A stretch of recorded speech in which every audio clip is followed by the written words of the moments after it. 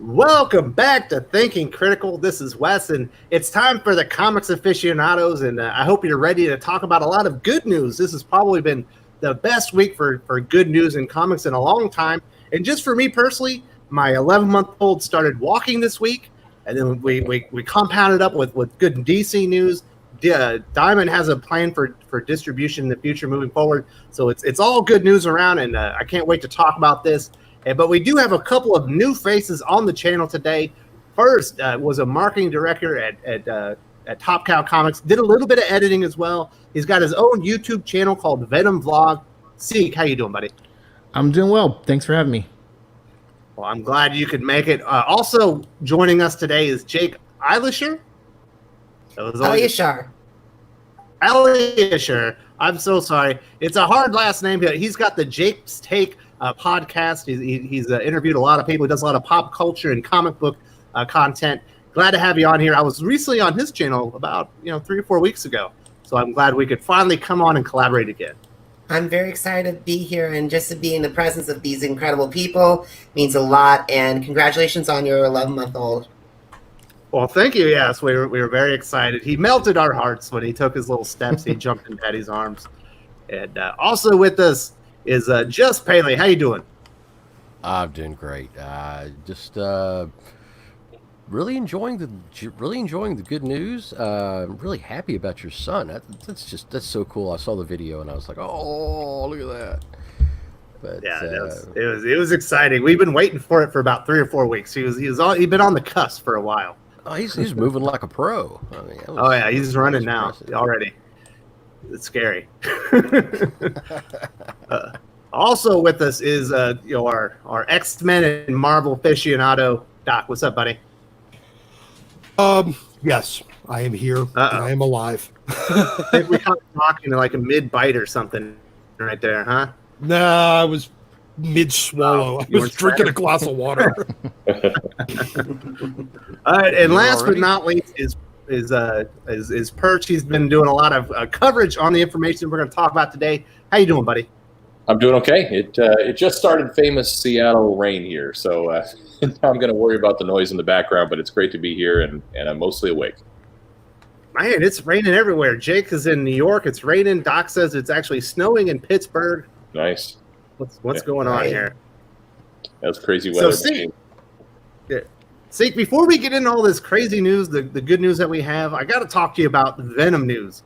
We've all been waiting for this Venom 2 trailer. It was all over social media.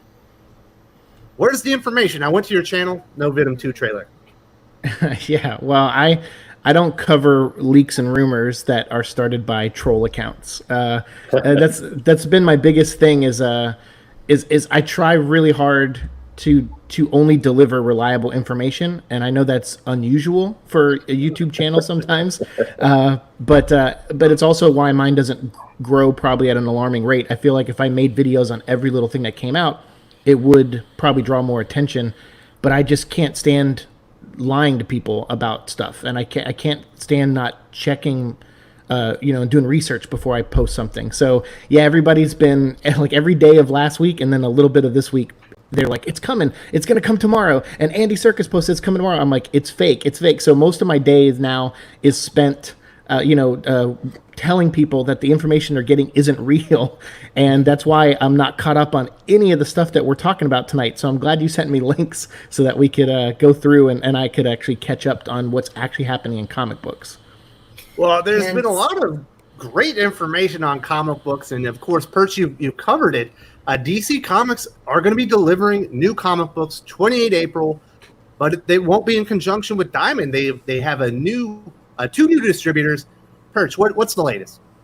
So, I mean, DC announced a few weeks ago that they were going to be looking at other distribution, and at the time, we didn't know if that was just kind of an empty threat, maybe, for Diamond to get its act in gear, or maybe it's something that was going to take a while to do. I was hearing from some of the writers that they were making a lot of progress and we would be happy, was kind of the comment. Like, okay, but we've heard things like this before. So a few weeks later, we get this news about these two new distributors, and they're unknown names. But then when you dig in a little bit, it turns out this is Midtown Comics, basically, with their service. and discount comic book service with their service. So it's intriguing. It looks, at least you can kind of put some of the pieces together, that Diamond reached out to two of their partners that they've been working with for a long time and said, you have the distribution capacity infrastructure to actually do this, to pull this off. Which again, I'm speculating a bit, but if you're going out to do a search for a distributor, that would be an excellent way to start. You start with somebody you already know. You start with somebody who's already dealing with shipping comics around, and you deal with somebody who understands mail order around the country and has the pieces they could do it. And in theory, also is somebody that's caught up on their bills. We don't know this part, but doesn't have financial struggles like Diamond has. And they initiated this plan, and they've clearly been working on it all along. I like how they're stepping into it, where we're getting kind of reprints and very little new that first week. It gives a week of very low risk to anything new and everything else. And then, they continue from there with some new comics and slowly ease back into the world. The big unknown in all this is who else is going to join this party? Did DC set this up purely for themselves? That would be kind of unlikely that they would go for that. But are we expected to see Image and Marvel and others follow suit or not? That's a kind of the big open question right now. Well, I've been working with Midtown already because I've had problems with Diamond over the years, like big, very nasty problems, and just buying.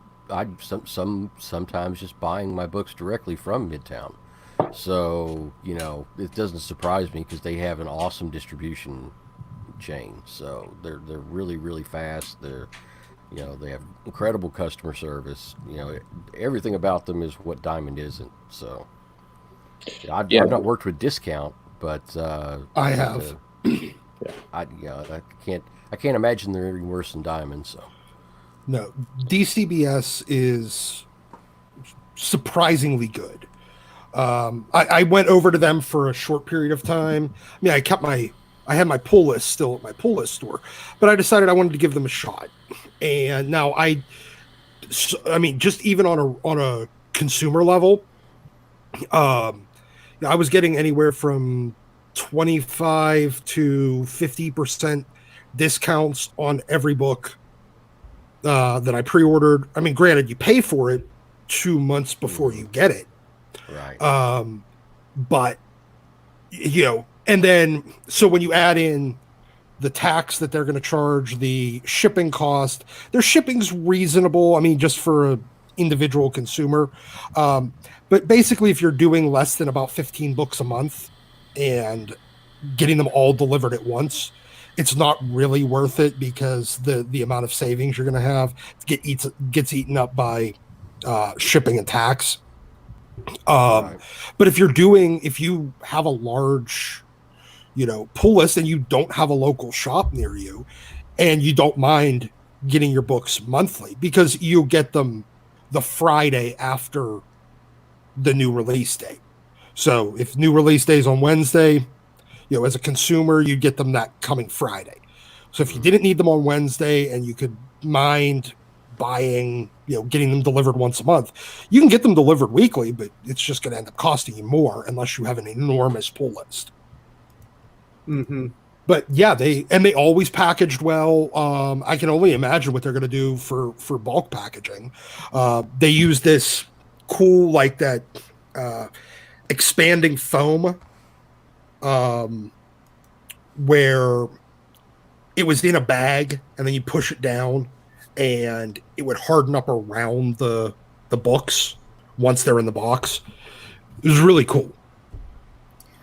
So I would like Church, to take do you think? Oh, I'm sorry. Go ahead, Jake. Sorry. Alrighty, I just wanted to look at the lineup that DC has, and I think they're doing really well with picking up familiar characters and characters that play to their strengths. Like the Batman line, I noticed there are a lot of Batman, a lot of Justice League, and DC Black Label as well. So I think those are the top 3 best sellers from DC. This is coming from the non-retailer point of view, but like the third penny, it looks like they're setting Deep Punchline up to be a major character play because this is a third printing for Batman 89.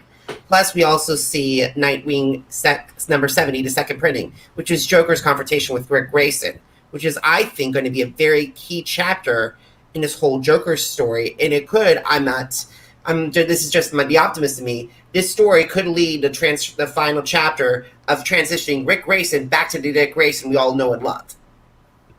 We're definitely waiting for Dick Grayson to return to the DC Comics universe. But Perch, do we think that there's any more to this? There's going to be a Diamond. There's going to be West Coast distribution with DCB, CSBS, whatever it is, and East Coast with Midtown Comics. No, they're not setting it up that way. I mean, and I think by good reason. The territories approach was, I mean, it's just it doesn't make sense in today's world, and it kind of to what we were talking about earlier, that the distribution capabilities of both these companies is strong. I think there are definitely mixed reviews on the customer service, depending on who you talk to and different experiences that people have. But one thing that is fairly universally agreed upon is that the distribution, the shipping, the mechanics of it, the operations, the hard part for other people to replicate. You can fix customer service with a little bit of effort. It's hard to get in and fix the operations quickly. And both entities have good nationwide operations. I do think that you're going to have to see another figure pop out of this for international. They don't really have that covered. This appears to be primarily North America based out the gate. So I think another base is going to join this party at some point. But I think that it's going to give some choice. Again, they're doing a lot of things very quickly to address the current situation. So how it looks in 3 to 6 months is going to be interesting to see.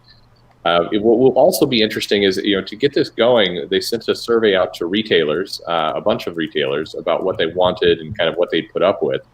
And a lot of retailers at this point have been very enthusiastic to get anything else going. But one of the big complaints, kind of 20, 25 years ago, was that retailers didn't like dealing with multiple distributors. It's funny to think that now, but this was back in the 90s. This is one of the big irritations that a lot of retailers would say. So now we are going to go back into the world of you got to pick one, you got to work with it. And I do expect there's some other things to be figured out here. But the important piece is the ball is rolling. Comic books are going to start shipping now. It is going to create at least some form of competition to keep that quality up and bring the industry back, so to speak, and all the rest. So I'm excited to see where it all goes. I think that the right moves were made this week, and hopefully next week there's a few more pieces that show up. All right, Percy, I do want to ask you one follow-up question. Do we know if this mechanism has been offered out to other publishers? Is this DC exclusive? Is this going to be available for Marvel, Image, and the other publishers? I don't officially know, and I should. But what's interesting is, there's a lot of speculation on this. Kind of to your comment about rumors, I was chuckling a little bit because I feel the same. A lot of people are saying they know, but I've not seen an official word from anyone that it's being offered. Now, common sense would say it would be. Because both Midtown, Discount Comic Book Service, they already work with multiple publishers. They already work with multiple entities. So it would be kind of crazy for this to be DC exclusive. That would be weird for their business longer term. So I'm not, I would expect so, but a lot of people are kind of expecting so and then calling that proof. And we haven't heard what's happening with the other publishers yet. So I think it might be just at the beginning because they might not have the logistical capability, or maybe they haven't tested it yet to maybe go to this kind of scale. So that's why you're seeing the DC line has been scaled down, like what Jacob was talking about. Okay. We don't see the newest issue of Batman coming out until, I believe, June, which I think is really smart, that being their most popular title. Why, overwhelm these two new distribution methods that they haven't really tested yet with their most popular title that's going to get ordered, upwards of 30 to 50% more than all the other titles at once. So it might just be DC to begin with, and before they add other things in. Just an idea. Pele, have you heard anything? I have heard rumblings that Midtown will be carrying Marvel when the time is when things are ready and Marvel's ready again. But it doesn't really surprise me because Midtown has direct connections with the printers. Usually they get product, not directly from Diamond, but directly from the printers. So, it's that doesn't really surprise me then. They'll just be increasing what they get from the printers. Well, they're already regularly doing store exclusive variants, so they obviously have some connection to the printers. Yeah, they like I said, they have the mechanism. I think that a couple things are happening. I think that, and you can see it from DC's lineup. They're trying to step into this. They're making sure that not only they can do it, but on the other side that the retailers can do it. Retailers now need to cancel orders and replace them, and they're wanting to make sure that all the people who filled out their survey and they talked to that said they would do this will now actually do it. That's kind of a question mark.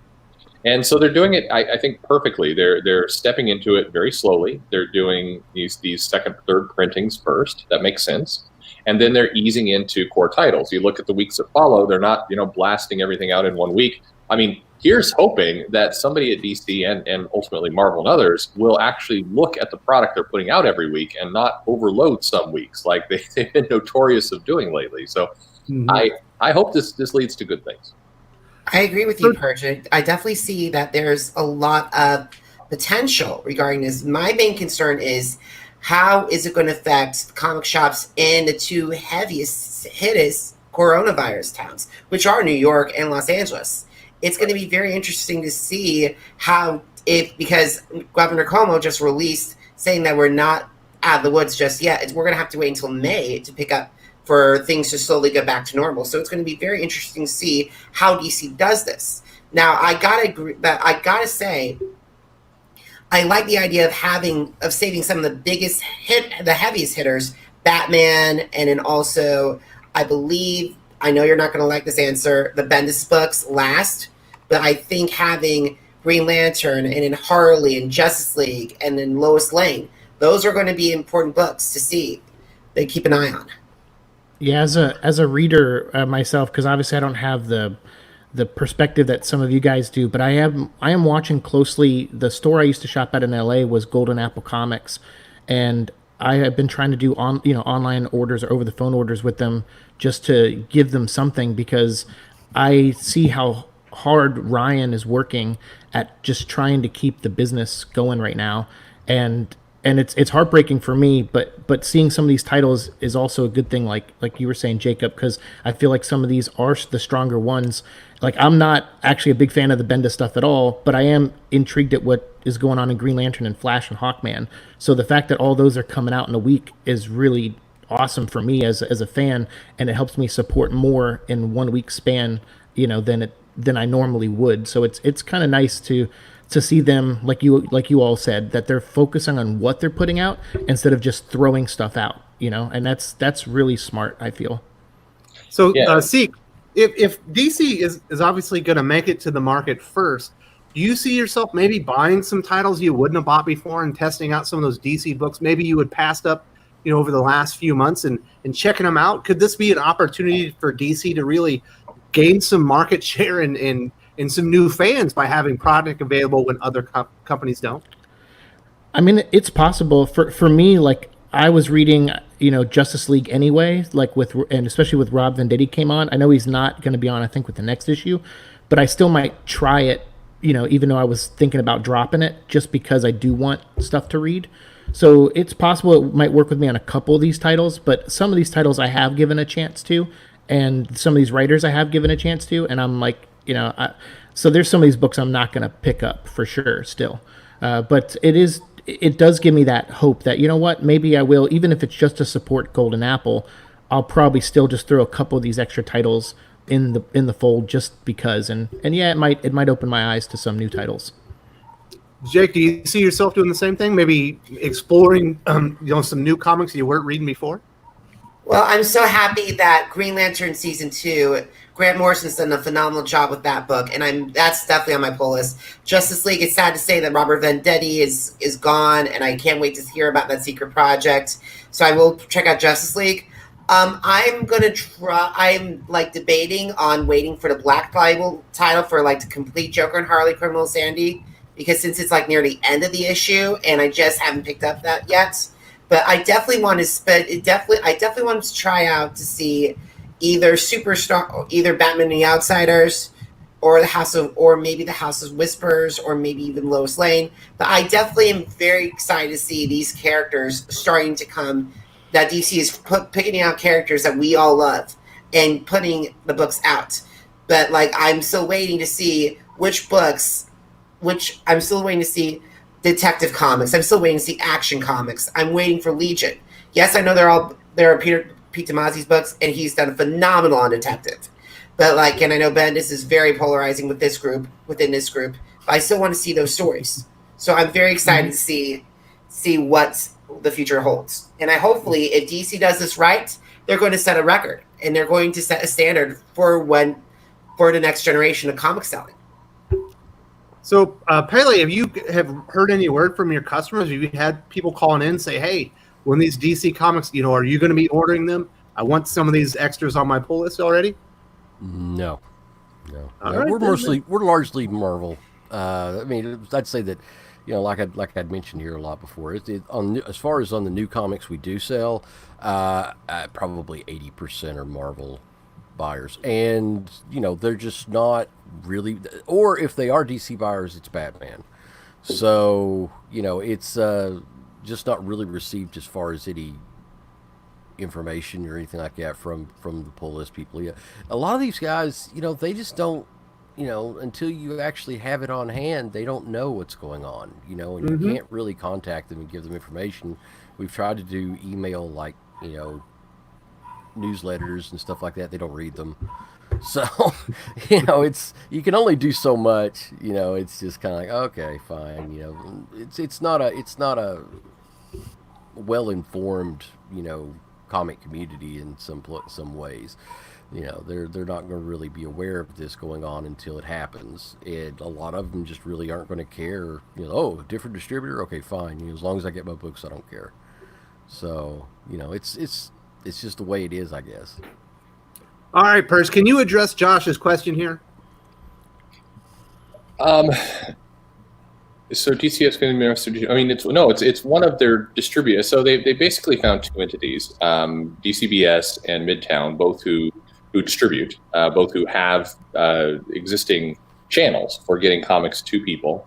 And they're going to, from what I understand, they're going to replicate at least some parts of what Diamond looked like. So retailer, you do your orders. The comic shop comes via mail to the comic shop, but there has to be timely. I mean, it's not going to be like the month delay. It's a B2B2C type distribution channel where DCBS feeds the retailer, then the retailer, of course, basically feeds the customer, and the comics are showing up on a weekly basis, just like they always have. To the customer, you shouldn't notice whether it's Midtown or DCBS or Diamond. You should just comics come in, you buy comics. That's what you should. Other than maybe some of those comics are not destroyed when they get there, and the poor shop owners trying to figure out what to do with them. And that's a shot maybe too far, but it doesn't matter. It's just creating additional channels of distribution and utilizing existing methods. So I mean, maybe I'll go to the chat here. Maybe I don't completely understand your question, but that is two additional companies doing this. It's funny because this time yesterday, there were a bunch of big names on Twitter talking about how, wow, with no Diamond, the entire comic industry is going. We're getting a big rise in this. The comic industry is dying yesterday morning about this time, and what a difference 24 hours makes. The healthiest thing for the comic industry was to have these pieces. So one thing. So we do have another. Yeah. No, I was just like, one thing that will be interesting though is that Diamond could always get things, at least to me, within a day. They ship it out Monday. I get it on Tuesday. With it's going to be different though with Midtown, because Midtown is 2 days. So discounts about 2 to 3 days. So, yeah, my understanding is that to qualify or to be part of this, and this is more of an official word, they had to adhere to the shipping metrics of Diamond. So the things are supposed to speed up. Interesting. Okay. So we do have this comment from CR Comics to Toys. My local comic shop said they're not going to use DC's distributor since they're a direct competitor, not really understanding that. So let's talk about this right now, because not everyone is happy about this. I see Yul Carter, contributor to the channel. He's in the chats right now. Not everyone's happy. So this what I hear is from Mark Nathan of Cards, Comics, and Collectibles in Maryland. DC Comics stopped being a direct market's favorite publisher when they began the Walmart deal. People still salty about that one. This is just more of the same. Public safety of our extended family should be our first thought, not selling the next issue of Batman. My store is a Diamond comic distributor store. I dealt with Heroes World and others in the 90s. It went poorly for everyone. Clearly, DC did not learn from history, nor do they seem to care about the orders of my state or governor. Do they believe my shutdown is not for the safety of my great state of Maryland, or they simply don't care? Their actions suggest the worst of their motives. Now, there's more. Hold up, guys. We got lots of quotes. We got lots of quotes here. And then he says, I will not be signing up for this. I will wait for Diamond to reopen. A company run by people who love comics, its history, and passionate fans. There will be a time for the next issue of Batman, and it will be needed. It will be needed then, not when its release puts people in danger. And then there's also Joe Field of Concord, California's Flying Color Comics said, a lot isn't known yet, but a lot is being asked of retailers at a time when we're all very vulnerable. DC called this a solution-focused plan, but it initially feels like more chaos than a carefully and responsibly crafted plan. We don't know what discount and terms we'll get from the new distributors. We do know that handing over our sales information to directly competing deep discounters is not attractive or workable. And then he also stated, that's not there's more. You got more. Really? I haven't got to Phil Boyle yet. There's a lot of groaning here, but there's a point in there, to be fair. There is, But sorry, I interrupted you, Wes. Okay, he continues. DC did say all products will still be available through Diamond, and that seems to be the more responsible course of action for most retailers, given the current circumstances regarding COVID. And if I'm getting something wrong here, it's because the communication is incomplete, ill-timed, and rather inconsiderate. Now, here's Phil Boyle, a very outspoken comic book owner of Coliseum Comics in Florida. He says, this is the most damaging and horrible decision DC could have made.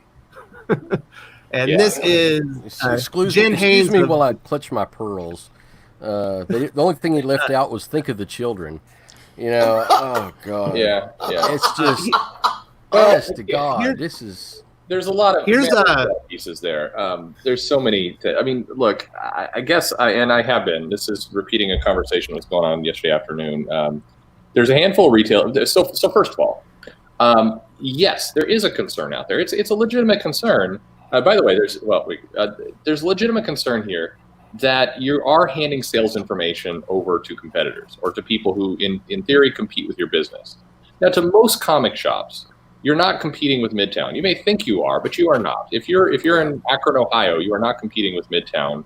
The only way you're going to lose business to a Midtown or something like that is if your customer service is so thoroughly terrible that you're driving your customers to want to do this mail order stuff and get their comics later, and that's the only reason. So, but. Exactly. That said, yes, I'm positive because the contractual mess that DC would get themselves into and liability if the company, if Midtown and DCBS did not sign up to some level of segmentation around these orders. There's laws around this. They would have to protect the orders and the numbers from getting from one hand to the other. Now, does that mean they won't cheat and do it? Who knows? But speculating down that path is the road to crazy. You can't go completely there. But I think it's a legitimate concern that there's some people be upset with this. I think that there's concerns, but I don't know if they're legitimate. I think that a couple of the points are valid. You get a couple of valid points padded out with a lot of pearl clutching and. Oh my God, think of the children. Oh, the world's going to end and all you care about is the money. Oh, dear Lord. Diamond is terrible. And I'm sure there are people out there that have had some good experiences with them. But of probably, I'd say the 250 odd comic shop owners that I know, probably 80 to 85% hate Diamond. So I know you're going to have some people that are going to like them, but because Diamond has done special things for them, or they float them a lot of credit, or different things in different ways, whatever. But this is a good thing, to sit there and whine about having more choice is baffling to me. I mean, we've needed more choice and we've needed more avenues for distribution forever now. And to weep and cry and gnash your teeth over the fact that your monopoly is getting chopped up, oh please, it kills me. This is what we've needed for like 20 freaking years now. And I have to jump in and say, times are changing, and and if DC is offering something that no one else is offering, go ahead. And I gotta say, this is coming in as a fan. Sometimes Diamond's been crazy with their shipping, and like I've been like going into Midtown, or going when I'm in New York, or going into Elite Comics when I was back in Kansas City, and asking them, is X issue here? No, it's not. Have they announced anything about Doomsday? When the whole Doomsday Clock was announced, I had multiple conversations with several employees and saying, have they announced when Doomsday Clock is going to be available? And they said, no, they haven't. So I gotta say, if DC is investing, I give them kudos for trying. I know they're not going to replace Diamond, but this is an option. And right now, I think we all need to have some entertainment. And if it's through comics, so be it. And I think everyone needs to stop criticizing people for making this decision. Yeah, I think that this person who posted that, I found that one comment a little hypocritical, where they kind of try to blast other people for, in DC for not learning from the past, yet this person doesn't seem to have their eyes open to what they've been going through for the past 20 years, or what other stores have been going through with Diamond for the past 20 years. So they'd rather repeat current mistakes than at least try something that could bring some change that is needed. So that comment kind of is the one out of that whole rant that kind of stood out to me. I'm like, oh, come on. Like you may be, like you said, you may have a good relationship with Diamond, but to be blind that other people aren't having that same relationship is very selfish.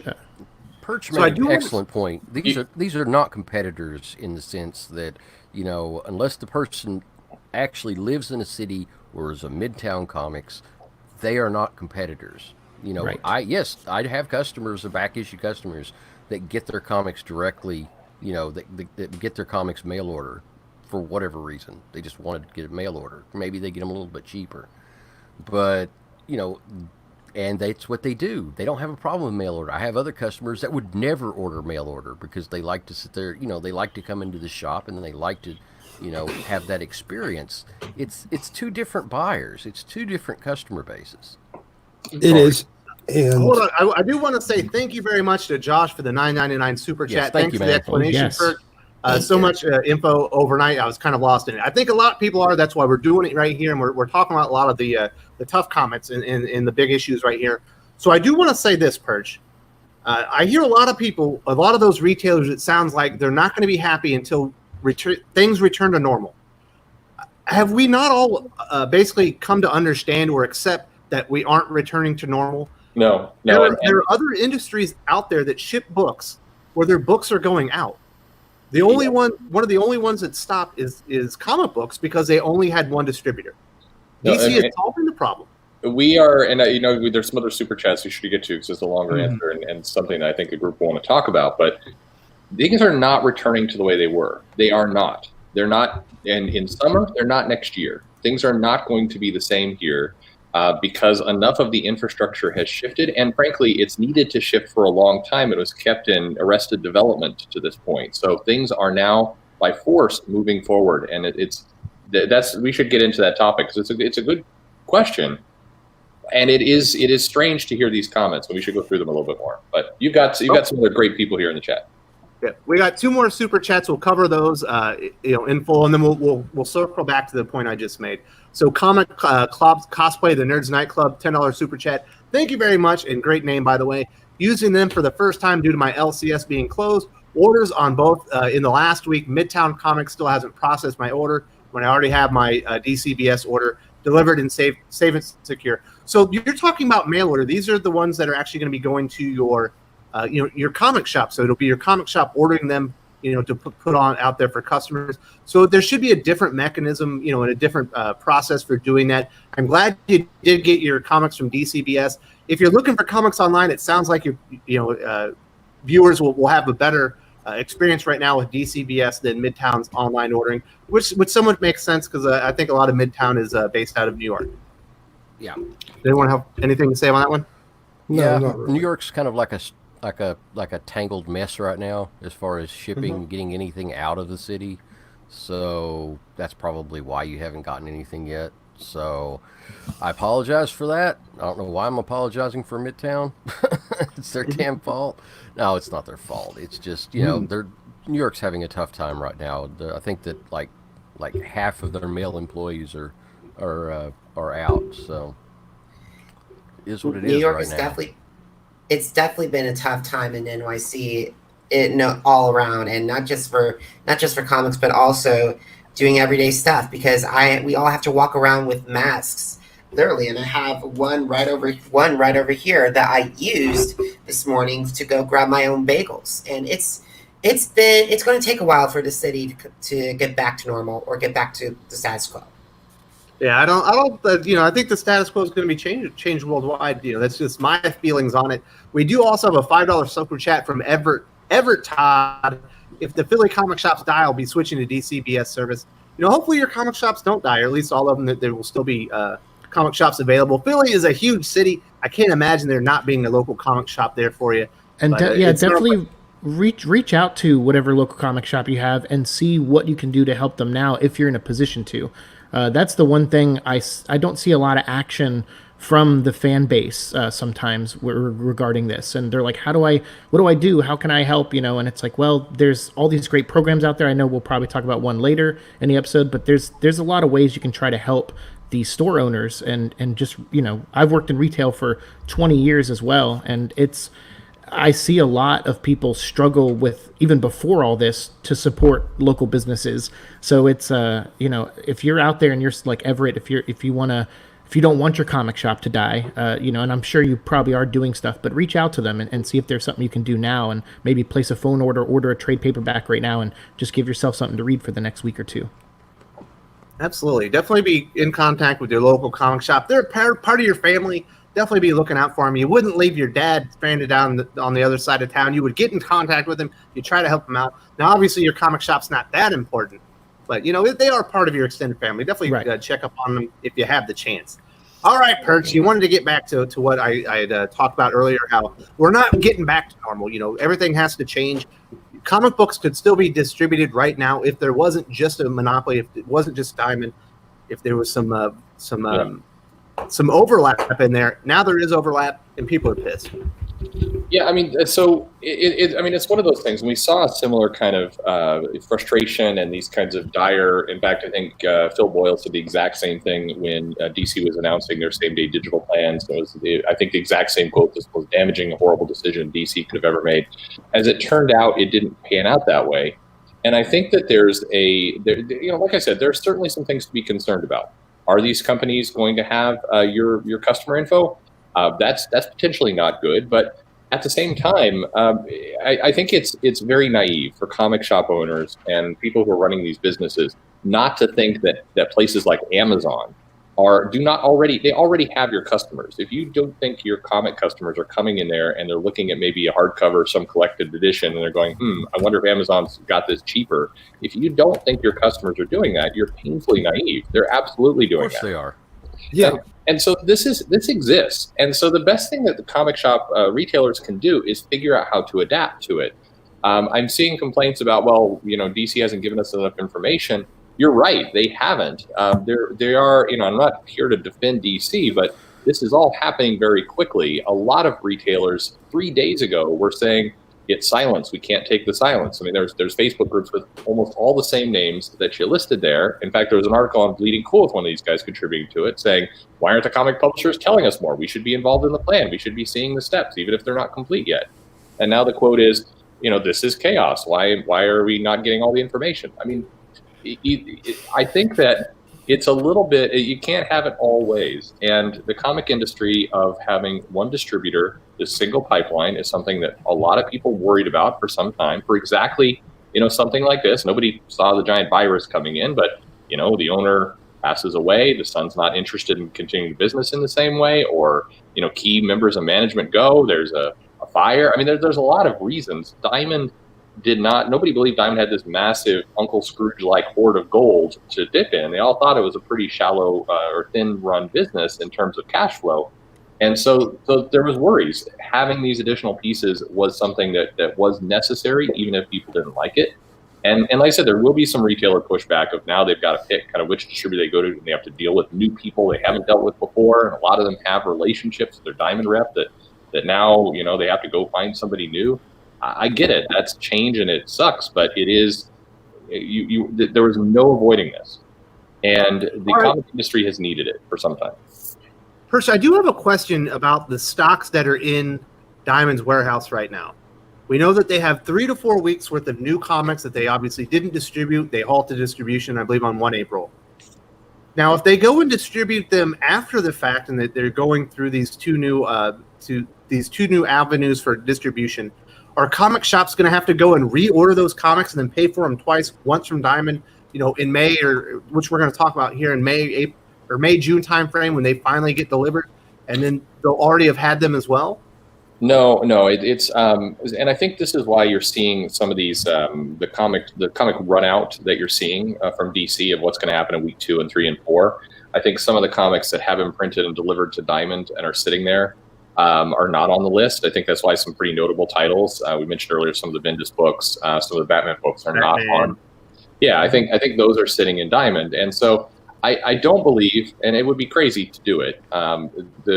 Through this whole plan, what DC won't do is they're not going to go to comic shops and saying, "Hey, you have to reorder this and pay for it twice." No, they're not. That would be something that the retailers should pick up pitchforks about and get super pissed about. That would be terrible. But so these are comics that aren't sitting in Diamond's warehouse. Yeah, that's my belief. Okay, I'm we don't know what's sitting where, but it is. It looks to me that way. If you just kind of look at the timing and if you put the schedules of what was supposed to ship and when, it certainly would fit that pattern. So I think that would make sense. Yeah. Cool. We do have another $4.99 super chat from Josh. Thank you so much. So should I go sign up for a DCBS right now if I want new comics? No, but you should contact your local comic shop and see if they're going to go use these new DC distribution methods for new comics starting the 28th of April. If they aren't, you should go seek out a local comic shop that is, if you would like to, or possibly go to DCBS or Midtown. That would be my suggestion. What do you think about that one, Pele? Yeah, because I'm going to be going to Midtown. That's who I work with, and if they can give me the next day service like Birch was talking about, because what I get now is 2-day. I mean, even as a reseller. And with a reseller account with them, it's 2-day. So. But they still treat all shipping right now like it's consumer level, not distribution level. Right. And they're going to have to treat it like distribution level, and they will have 2 essentially different shipping departments. Yeah. That's fine. I mean, I've already got the accounts. I've already got the account with them. I love their stuff, so I don't have any problem with it. As to address Josh's question, though, no, don't sign up for DCBS on a consumer level. They're only going to be. This is only for them on their distributor side. For consumer level, you're ordering 2 months in advance. You're ordering whatever's in April's release previews, and so you'll get it in August or July, whatever it is. So if you order stuff now, the only thing you on the consumer level can order is the July release books, not the April 28th books. That's the whole point of DCBS. If you're buying 3 months in advance, and if something changes between now and then, too bad. Yeah, but Josh doesn't need to order these books from DCBS. No, his comic shop does. Yeah, Josh, this is getting comics to your comic shop. So you don't need to worry about that there's even a DCBS or Midtown, and your comic shop, who knows who they're even going to use. I mean, and they may stick with Diamond as Diamond moves back into progress. So anything can happen there. I mean, the key is if you want your new books, go to your comic shop. If your comic shop is closed, it's gone out of business, which hopefully it hasn't. But obviously, it's very, very tough, ugly times for everyone. Then you can find any of the other comic shops. You can mail order, or you can go directly to a Midtown or place and order there. There's a few options for you. But one question that came out in the chat that I wanted to throw out here is, and this is speculation, but I say it not to fuel rumors, but there is some meat to it. You can go do some of the investigation yourself. There is at least some indication that the entities that have been set up, I think Lunar and UCS, which are the names of the distributors that Midtown and DCBS have created. I understand that's confusing. There's some indication that those are going to get splintered off and operate as their own separate entity, as a child company or separate. I would suspect, and here comes this. I would suspect, and this is the speculation part, that part of the agreement that was made that DC would sign up for is that some level of separation would have to take place in order to avoid business conflict and other things and provide some certainty into the market. And when you look at the business registration for the Lunar Distribution and UCS, which are these entities, they are set up in such a way that indicate that they are going to be at least some level of separate entity. So will that happen? How it is, I don't know, but those are kind of the steps that have been taken here. And I think if these groups are going to get a Marvel and an Image and other to cooperate, I think they would have to show some form of separation of business, personally. So I do want to say thank you very much to Josh Yule Carter, another retailer who talks on the channel. He's a collaborator. We're going to talk about some wrestling stuff this coming up week, and I hope people are going to enjoy that. He says prices, publishing practices, returnability have not been addressed. True. So DC, hold on. True. Yeah. DC is offering returnability through a certain date in June. Is that still in place? Yes, so that's true. So the DC's commitments on these other, what they made the statement about, I think 3 weeks ago around returnability, is still in place. That is still truthful. So there's limited returnability. Yeah, there is absolutely some steps that haven't been explained here, and I like, put it this way, I wish the information was all out now. I like that they're moving quickly. So it is a good thing that people are moving, and what we hope to see is a flurry of news over the next week addressing some of these topics, prices and publishing, how the distribution is going to work, like Pele was saying, what the timing is going to look like, how the books are going to arrive, all this kind of stuff. There's a lot to work out in the next 2 weeks, but it's the right thing for the moment in the industry and fans and everybody else to move quickly. We've got to move quickly to get things going. That's what we're all screaming for. So I'm glad it's moving quickly, but definitely these questions have to be addressed. Mm-hmm. All right, so we do have another super chat from Atomic Hound. As consumers, we can choose on a case-by-case basis, DCBS, LCS, based on price, how soon we want it, availability, etc. You've always had that choice. You could always order online, or you could go to your comic shop on Wednesday. Of course, you order online. Unless you're in the city where that is, you're likely to get it, at the end of the week, or in my case, next Tuesday, because I order all mine from Manila. It's not one or the other, and that's correct. This is DCBS still is going to have their online portal where you can order comic shops there and have them sent to your house. But this new program is specifically for retailers. And thank you very much, Atomic Hound, for the super chat. I really appreciate supporting the channel. All right, does anyone else have anything else to say about the DC plan or have questions about it before we move on to Diamond?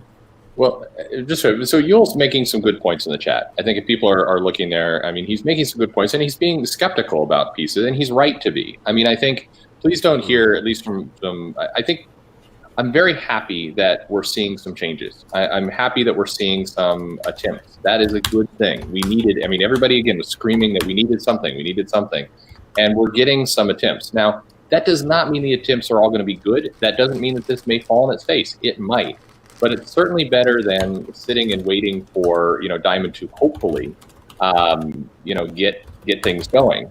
And to what you just put up, Larry. I mean, we don't know a lot of the long-term pieces of this. It is being set up as a long-term solution, not a temporary stopgap. And I would be quite surprised if everything in theory gets moving again and stable in September, and they say, okay, we're going to dump these two distribution systems that we get.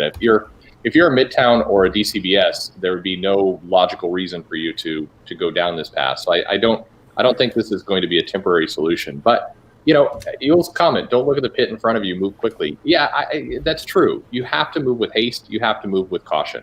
And there's a balance here, and there is a lot to learn, no doubt about it. So Pele, as a retailer, let's say in 4 months things normalize. Diamond is back online. We have these two new distributors that are available. Now we have some competition. It could really work out for retailers as far as, one distribution might be a little bit more expensive, but you get better shipping. Product. Your product comes in better packaging. One of them could be a little bit cheaper, but maybe it's not reliable to come, on time. Maybe it's sometimes a little bit later. So at least there could be some competition now as far as the quality. Maybe you spend a little bit better for better products, and that's got to be good for retailers, right? Yeah, I mean, I always tell people, and it's a no-brainer for me that more choice is better. I personally, and a lot of LCS owners, it's just like bottom line price. How cheap? If it's 1 point lower, if it's 1% lower, they're going to go with X. I don't particularly look at it that way. I've have actually went out to Midtown to get books because Diamond can't deliver a certain, for some whatever reason can't deliver this particular comic in decent condition. I had a lot of problems with some of the foil covers we had from DC. I don't know if you remember those back in early 2019, late 2018. Just nightmarish situation with those foil covers. And I just had to go ahead and get them from Midtown because there's no way in good conscience I could sell them to my customers the condition that they were arriving, but other stores had no problem with it. So, it really depends on your customer base and how you market yourself and such. But yeah. I mean, it's absolutely like that. Some people just they don't care if their comics are dinged or anything like that. They're going to get it at 5% less. And somebody else is going, well, I'd gladly pay 5% not to get my comics come in and look like they've already had somebody wipe their butt with them. So it's just choice. And as long as all things else being equal, as long as we get them on Tuesday evening, that some places are just not going to care. So we also have another retailer who's been on the channel. Of course, he was at the Retailer Summit a couple of weeks ago, Larry Comics. He's saying if Diamond goes bankrupt, yes, it will be game over. So let's talk about Diamond. Diamond had an interesting week. Early, they started announcing that their furloughs were going into effect, that they were starting to furlough people. But then yesterday, right before, I believe, DC's announcement, they said that they were targeting a mid to late May restart date for distribution moving forward.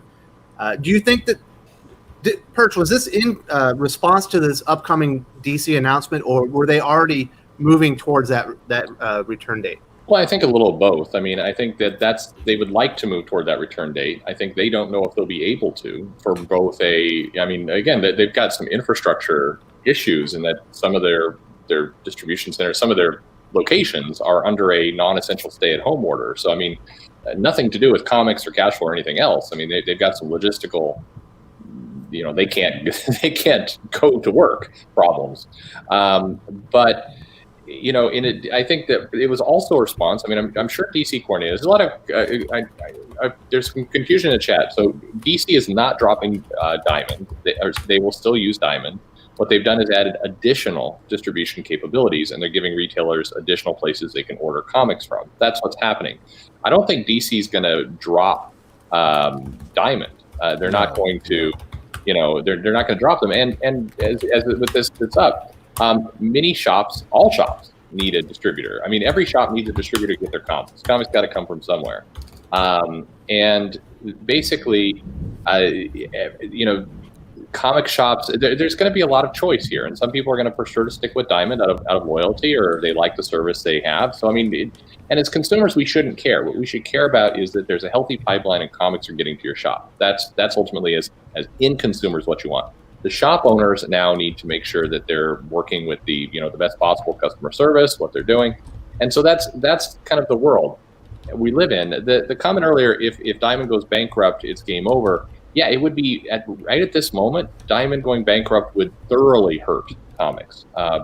What we're seeing with these additional distribution capabilities is way too early. We don't know enough. They haven't established the pipeline with the retailers yet. We don't know nearly enough about the system to know if this is a true cure or not. Hopefully, if this can get going, it's stable, it's got a good platform, then Diamond going away or going bankrupt wouldn't end comics. And it needs to not. We don't want comics to be over. We don't want Diamond to go bankrupt at a time when we do not have a backup plan. There is no second plan. So, this is kind of we're in this transition period where we're trying to find stability for the industry. I don't know if somebody Yeah, else wants to weigh in on that. Yeah. Yeah, the situation as far as Marvel's concerned with Diamond is actually, I think, is personally more interesting, because what I've heard was that, and this is rumor, but it's high placed rumor. It's rumor from somebody who's at the company. That Marvel is diligently, very very quickly working on their own distribution model by themselves. That Marvel's going to do it. Kind of expand their Marvel Direct. They're going to use some of Disney's distribution and be their own distributor, as well as still going with Diamond. So that could add a layer of complexity there. But I don't know how many other comic shops have Disney distribution. Some of the big ones, I'm sure, do. But we do, but I don't use it very often. But yeah, it could be interesting. Disney's going to increasingly rely on Random House and Penguin and others as well. I think that part of their business is getting devastated as other problems happen. So I think, I mean, look, it's an interesting fact. I think many other businesses, almost every other business, has learned that single source distribution and having one source to get your product, whatever it might be, is a bad plan. As we've got more globalization, as the economies have grown and everything else, most other businesses have moved to to multi-distribution. Mm-hmm. And comics is not. And a lot of comic shop owners they like the system that was there in the 90s, and they got to know their Diamond rep, and they got to know that structure very well, and they're loath to move away from it. But the reality is almost the rest of the world has moved away from that system. Comics has lingered behind the times with this, and this was inevitable. It would be really nice if this didn't happen during the midst of a crisis where a lot of us are shut down and other things, but it had to happen, and now it is happening. The only way it was ever going to happen was because of a crisis, because right. Yeah, any distributor that popped up at any other time wouldn't have had any product to distribute, because the only reason that DC is able to go this way is because they were able to get out of their exclusivity agreement with Diamond. All the rest of them have exclusivity agreements. So if you can have a distributor tomorrow, but if you don't have any product to distribute because everybody else is exclusive with your competitor, then it doesn't matter. Yeah, that's what I was talking about with monopolies before. I mean, that's essentially what it was, a legal monopoly for all this time, and we bust. We do trust busting for a reason, people, and the reason why we do that is because you get just put over a barrel. There are situations that you can't resolve, but you still have to continue on with the one point of distribution, or the one point to get your products, and it's just it's not ideal. It's never going to be the best way going forward. But it's worth saying, and sorry, other people should talk. I'm talking too much, but it's worth saying here that Diamond, we throw around a monopoly word, and definitely they were kind of a single source. But Diamond, many monopolies, why they get broken up or why they get investigated is they start price gouging and they start doing, really anti-competitive practices. And I think you'd really have to stretch a little bit to go into that with Diamond. Did they have some shipping problems? Yes. Did they not always have the best customer service? Yes. Depending on who you are, you had a good rep or a terrible rep. Did they do different things with publishers? Sure. But there's not indication that they were manipulating the market and doing, the kind of the things that get the Microsofts or the Bell or these kinds of companies investigated for antitrust or those kinds of things.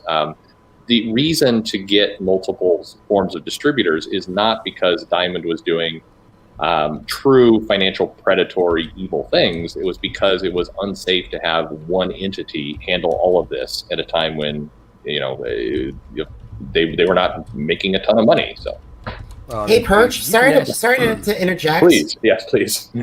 Alrighty. The question I was thinking about this. Has Diamond thought about having someone that has the publishing? I know this might be a crazy idea, but Penguin, Random House, or Berselman, have they thought about it? Because have they thought about receiving offers, or there's been anything done regarding Diamond and having somebody else publish them, buy them? Yeah, I don't know. We don't know. Now, is it? I think I'm okay, I'm speculating. I would be sure that at some point during the last 10 years or so, either they or someone has approached them about being consumed by a Random House or Penguin or somebody like that. I'd be surprised if not. Most companies that open up and operate like this, the end game is some level of acquisition. Now, that said, this business is run not as a family business exactly, but maybe that's the right term. It's more of a lifestyle. We're doing something for comics. We love comics. The owner absolutely loves comics. So I'm not sure acquisition was their in-game strategy here, but I'm sure those conversations took place. I wouldn't be surprised. Yeah, I mean, it's more of a. I think the reason why someone hasn't come along and tried to buy out Diamond is because they saw Diamond's margins and probably saw what Diamond has to go through and everything like that, and said, "Holy crap! There's no way we can buy them and make money." So it's just more of a situation of, there's no reason to even consider buying them because there's no way we could actually get our money back. I want to point out Chantelly's cat's comment. So what happens to the comics sitting in Diamond's warehouse if they go bankrupt? Will they be legally allowed to ship them anywhere, or even if they could? They could. There would be part of the agreement of the bankruptcy of what to do. When a company goes bankrupt and it has existing product or supply, then usually that's in the terms of the agreements of how what happens to these books. They go somewhere. That's considered an asset, and then that asset is then either sold off, or if there's already contracts existing, those contracts have to be fulfilled with that asset. So it's kind of complicated as far as that's concerned, but it usually depends on how the bankruptcy manager handles that. But in this particular instance, it would shock me that they did not go ahead and fulfill that contract. Yeah. So otherwise they would be on the hook for however many millions of dollars, as well as having the inventory. So it's just. Hey, Wes was having some connection issues. It looks like he's back now. There you go. Perfect. I didn't want to miss Kenneth's kind super chat there. Sorry, everybody. I came back from my little break and I couldn't hear anything, but it looks like we're good now. Kenneth Dowling, thank you so much for supporting the channel. $10 super chat. Hello, all. I understand Diamond needs to stay in business, but I feel they should make sure it's absolutely safe for people to go out unless they and retailers would just mail out comics to customers. I think that'll all be done kind of by a store-by-store basis, depending on what state you're on and if they've received the comics. Pele, are you going to be opening the store for business, or are you still going to do, mail order and by appointment only? Well, we're kind of open for business now by appointment. It's just basically, I've still got all the employees there, so, they're all coming into work.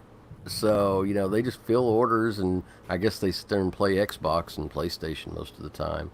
It's not any different than a normal work day, probably. But they just, we've spent a lot of time organizing and things like that. We had an inventory that we did and all that, just kind of take advantage of the downtime. But it's just a matter of opening the door, unlocking the door at this point. We're ready to go. So a lot of shops aren't like that. So they furloughed the employees or something of that nature. It did help. I did apply for the business loan, and the SBA loan, the PPP loan, is already being processed and the money's already been transferred. So, that went very smoothly. I don't know if other shop owners did that, but we were able to take advantage of that. So. But were you is able that to what take you're advantage of that expecting? first? It'll just be by store, right? Who's open, if it's by mail or if you can go in person, right? Yeah, absolutely. Different states are doing different things, and different regions have different levels of the outbreak than others. So what will happen is, and keep in mind, that you've got to make a plan, thinking 4, 6, 8 weeks out. So new comics, true new comics, first week is a lot of reprints and then a few new, but the second week that DC is doing this would be the first week of May, 3-4 weeks away. In that time period, we do expect several regions to be open for business. We do have a lot of shops that are doing mail order, curbside pickup, or various things. You have to, as a business owner, start planning for what the world's going to look like in 4 weeks. You don't sit and say, well, once it's safe to go out, then I will go ahead and start my plan. Then I'll do what I need to do. You have to do that now. Because I think, we are seeing lots of positive signs about what's happening. There certainly are some very, sad situations still in the country and very, very ugly situations. But the expectation is that it is flattening, that things are getting better, and that we'll be able to get back to some normalcy, at least in some regions, and those regions need to be prepared. I mean, the way we did it. So I do want to say thank you very much to Kenneth Dowling for the super chat. We really appreciate this supporting the channel. Okay, I think Wes is still having some connection issues. I was just going to say that we did the way we essentially did it was we let the employees decide how safe do you feel? Do you feel safe coming in? Do you feel if you don't, then we're going to pay you anyway. You stay at home. If you do, then you come on in and we'll pay you a bonus. It's and that worked out really well. So we didn't have any problems with it. Some people are, oh, you're putting your employees' lives in danger. No, they have a choice, and they're adults. They're not little children. They're informed of what's going on. They know the dangers of of possible infection. They have their social distancing at work. They don't get in each other's faces, and they wear masks. So they're doing what they're doing. They're doing what they can, and I think it's kind of like the way we're going to have to look at it in a very mature light in that way. People are going to have to make decisions for themselves in a lot of respects, and how do they feel safe? Do you not feel safe? Keep your social distance. Wear a mask if you can, and we've got to get things open, and we've got to get the economy going again. But at the same time, you don't want to necessarily put yourself at risk. So just have to do what's best and what's right for you. I totally agree. Go ahead, Jacob. I definitely think that we all have to be very social distancing with that. And I gotta say, I'm glad that Diamond's putting their state employees' safety first, because I was doing some research on that. And then also, it's going to be very interesting to see how this is going to affect both the North American shops, because this is going on because I remember when looking at the article, it said that UK shops haven't had Diamond since March 28th, 2020, and then also North American comic shops stopped receiving shipments March 25th. So it's going to be very interesting to see how Diamond comes out of this. Oh, I think, look, we've already essentially killed the Diamond monopoly with DC moving to their own, finding alternate distributors. They're now at 3. Marvel is still at 1. All this, from, is it going to suck for some stores to have to place orders with multiple distributors? Yeah, sure. But they can always still keep ordering from Diamond too. Mm-hmm. It's not like DC's abandoning them. So Diamond's going to come out of this doing Diamond things. It wouldn't surprise me to see, them explore for European distribution, someplace like Forbidden Planet. They already have a robust mail order. Like when we think about this, DCBS and Midtown were already probably the only third one that I can think of would have been Lone Star / My Comic Shop, that already have a robust enough graham crackers. Graham crackers, yeah, and Mile High, that have a robust enough shipping and receiving department to handle a lot of. They already handle a lot of mail order. Handling bulk mail order wouldn't be that big of a step for them. And so I understand as Yule Carter had mentioned a couple of times, and some other retailers, there is some risk, but you're gonna, I think you're gonna have some assurances that the divisions stay separated, and you already needed. These were the only companies out there that were really already set up for it. So they took advantage of the ones that were available. It's not the first time retailers have had an involvement in comic distribution. I'm pretty sure Heroes World owned retail space, and I'm pretty sure the Geppy family owned retail space before they became the sole distributor. Mm-hmm. So I do want to talk to Seek here because you worked in the marketing department at Top Cow, which is associated with Image Comics. Do you think Image is going to be really receptive to having new avenues of distribution besides just Diamond? I mean, well, that's hard to speak on Image's behalf regarding that, and it's even harder now to speak on Top Cow's behalf because that was probably like 6 years ago when I worked there. And I don't know what headspace Matt and Mark are in right now over at Top Cow. I'm sure, I know working with them, they're both very smart guys. And Matt always was trying to come up with new ways to get comics to people, get people to try their books. So I don't doubt that, there's something that they're brainstorming and smashing their heads against the wall to figure out. I don't doubt that because Matt he's a really smart guy. And I think he'll figure.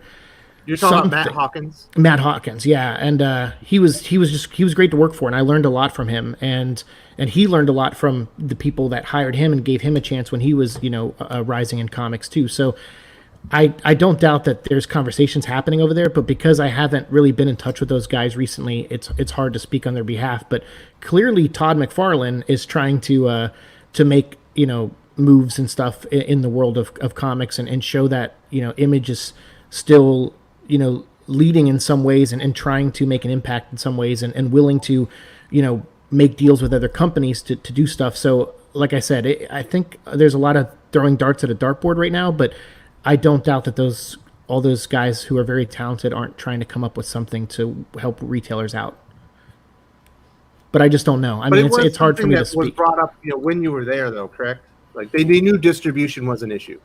Yeah, of course. I mean, yeah, and I mean, I think the bigger issue for them though was just trying to get people to read their books. Like Top Cow, yeah, at that time, I think they were about to kill the Darkness, or they were planning to do that. They were looking at how to revitalize Witchblade, and then get other new titles out there like Think Tank and stuff. So. Yeah, it's always an issue for every company, I feel like, that makes comics. The first thing is how do we get people to read our stuff, and then how do we get and obviously that entails how do we get retailers to order them, and how do we get excitement and buzz around it. So yeah, that topic's always on publishers' minds, but it's not always there's not always solutions. It's just something they think about all the time. And it's an ongoing, never-ending battle of how to come up with a solution. So I'm sure it's something they're talking about, but I'd feel like a real a-hole speaking on their behalf. Well, yeah, I don't right want now. you. Yeah, because you were in the company, it is something that came up. So it's probably something. It's going to be welcomed by some people because it's an alternative. And Absolutely. hopefully, moving forward, I do want to say thank you very much to Nola Nerd for the $10 super sticker. Who dat? Thank you very much, sir. Appreciate the support of the channel, and he's been with us for a long time. I really appreciate you being here today, buddy, and thank you so much for supporting the channel. All right, is there anything else that we needed to say about Diamond Comics before we move on to the San Diego Comic-Con news? No, I think we're good. Mm-hmm. Yeah, we've been covering that for a while. I know Jake's been champing at the bit to talk about a little about San Diego Comic-Con being canceled. Perch and I just did a video where we were talking about Book Expo being canceled. Based on the information we got from Governor Newsom, it sounded like it was all but a done deal that San Diego Comic-Con would be canceled as well. We finally got the official notification. Jake, what do you have to say about it? Alrighty, so I have been watching this very closely, and I gotta come. This is coming as a professional in the media industry and as a fan. I knew it was coming. It's about time, and I know that's coming it's sad to see, but I do have a little bit of options at Comic-Con, for Comic-Con International, because this is a huge economic blow for the city of San Diego and to Comic-Con International. So I was thinking, I've been getting emails from Wizard World that's been offering virtual experiences. So I was thinking if they could put on, like, if they could do something for the fans that just purchase the tickets, or for people that would buy like $10 for a Hall H style events. Like, just imagine 140,000 attendees. You could earn $1.4 million. So they have like movie announcements, virtual movie announcements, or virtual big comic announcements for that. Plus, how about an idea of meet and greets from creators like Scott Snyder, Jeff Johns, Frank Miller, Claremont, Gail Simone, Grant Morrison. And if you give them for like $30 meet and greets, and like that could be donated to them, and also meet and greets with celebrity guests, or maybe virtual, because I feel like if you don't have those experiences as a fan, you're missing out. But I understand it's a safety concern, but that could be a good alternative for people not waiting from July 22nd to July 25th, 2021. I personally don't care. I mean, look, I'll be honest. Yes, a lot of the retailers I'm more concerned about the retailer impact. The creators, look, those people, they have the opportunity to build themselves. Look, a virtual Comic-Con is basically what people do on YouTube live streams all the time. Any creator that can build an audience on there can make their own virtual Comic-Con that happens once a week. But sadly, most of them aren't personable enough to do it. They throw in, what are you going to do? Charge them $10 to do a 5-minute meet and greet and just sit there and go, "Hey man, how you doing?" on stream. Well, Doc, I think you're kind of underselling this. There's a lot of independent creators that aren't making money right now. Their projects are on hold. The convention circuit's basically been shut down. That's normally where they sell a lot of their original artwork. That's where they do their networking and things, and it's where they build their audience. I think it's a huge loss, just the conventions themselves, and San Diego is an opportunity to make money. No. I get that it's a giant opportunity. The thing is that my point is that I don't think that they're going to be all that successful at it, because the whole point of a personalized meet and greet is being able to shake hands, get a book signed, talk for a couple of minutes, maybe buy a print or something from them. Most of those things you can't do.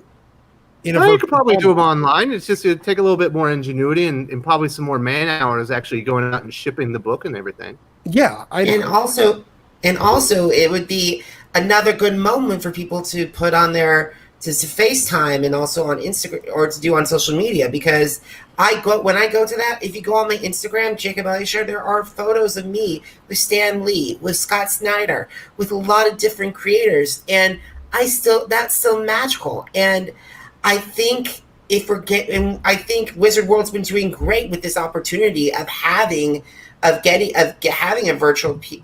celebrities come in and have virtual experiences and giving them to fans.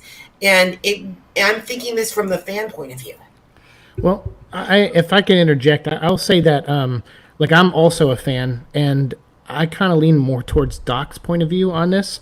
If you want a personal experience online with someone you're a fan of, I see a lot of celebrities, actors, comic book artists, a lot of people right now donating their time to where they do Zoom hangouts. And if you donate a certain amount of money to a charity, you'll get like right now, my friend Jordan Bloom, who created the MODOK TV show that's coming out, him and Patton Oswalt are auctioning off a chance to have a 35-minute conversation with them over Zoom. And that way it's just you and the two of them, and you donate your money, and that's going to go to like a charity or a foundation or a comic shop. Like there's so many things out there that people are doing. So for me, I feel like if you're a fan and you really want those experiences, they're out there now, and you can kind of get that. But for me, like I've been going to Comic-Con since 2003, and I haven't been healthy enough to go for maybe the last 2 years now, for more than maybe a couple hours. I think 2 years ago I went for like 4 hours, and I couldn't handle it past that. And so I was already committed to not going this year anyway. But seeing other people, knowing that what it means to them, and knowing what it means to me to go to something like that, I feel like it's okay. Like one time, like we can all sit back and not go. Like maybe they can still sell the exclusives online, so people can still feel like they're a part of Comic-Con by buying like their Funko Pop or something online, or their exclusive. Like I just bought a Transformers vs Terminator Livio Ramondelli cover. It was going to be a WonderCon exclusive, and IDW sold it on their website. And it's like, okay, now I feel like I was in some way a part of WonderCon. So I feel like I like your passion, Jacob. Actually, you seem like a really awesome person, and so I agree with you on that. Like there are people out there that want those experiences and are willing to pay for it and able to pay for it, but I to me it doesn't seem like a massive priority. Like just even as a fan, I can't see it as being a massive priority. Yeah, I understand that completely, and I think. Like I also believe that because since BookCon has fell, San Diego Comic Con has fell, there is certainly not going to be no New York Comic Con this year. I don't think it likely, especially how the heck they're going to clean the Javits Center. Right. Yeah. But it's nice that they're using Javits Center for something so positive and helping people. So it's yeah, but you're right. I mean, it's a small sacrifice. It's not really. I know we're all fans and we all want our stuff, but if you want those experiences, I promise you there are a lot of tremendous people out there trying to create those experiences right now for fans. So yeah, if you're out there and you're like Jacob too, and you want to meet some of your favorite actors, check out their social media, and chances are they're probably doing something like this. And if they're not, recommend it to them. Yeah, there's a lot of people that want the virtual experience, stuff like that. I just like to meet people in person. So I've chatted with creators and stuff like that, and and celebrities on some occasions and stuff. And it's okay, but it's not the same as meeting them in person.